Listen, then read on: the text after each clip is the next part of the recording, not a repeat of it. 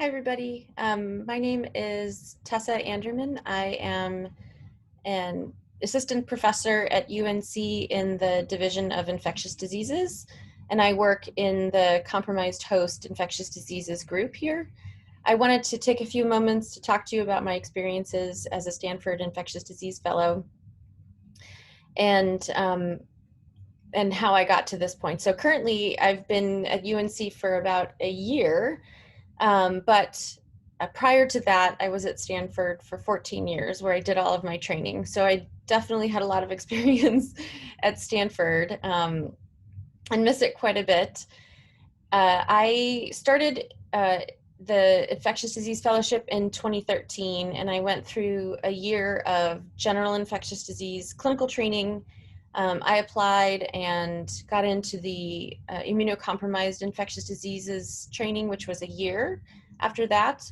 And after 2 years of clinical training, I then went into 4 years of research training with Amibat, who is not a professor of infectious diseases. She's actually in the division of hematology and genetics.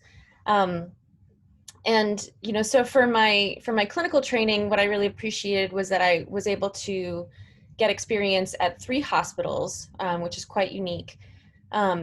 Stanford Hospital, of course, the VA, and then the county. And each hospital had its own kind of unique cohort of patients. And I was actually in the first month of my fellowship, that was the last time that the Stanford ID consult service included all of the consult patients and hadn't yet been divided into 2 groups.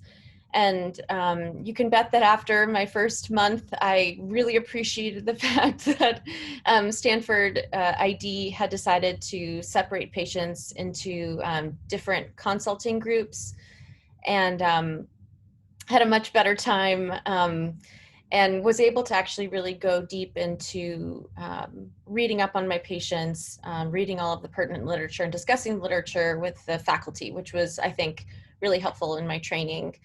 And the faculty that I met during that year, and actually who I had met earlier as a resident, have continued to be colleagues and friends to this day. So I really enjoyed my training. I think it was quite rigorous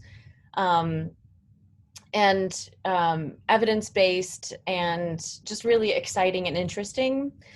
And then, of course, I especially loved my transplant infectious diseases year, where there was enough flexibility where I could focus a lot of my time in training on the blood and marrow transplant unit, which is what I'm interested in currently and what I do primarily here at UNC.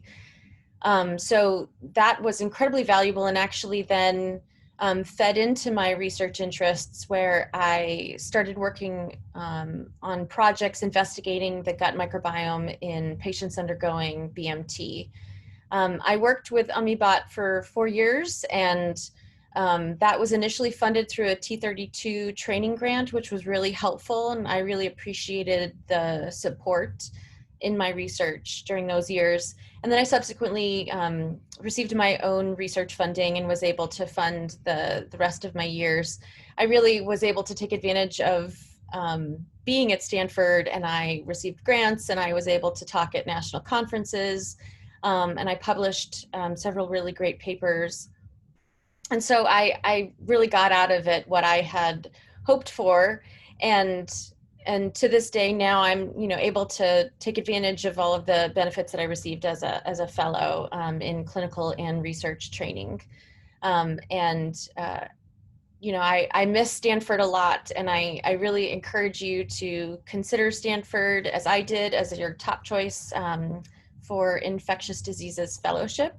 If you have any further questions, feel free to contact me. I'm at UNC Chapel Hill, and my name is Dr. Tessa Andermann.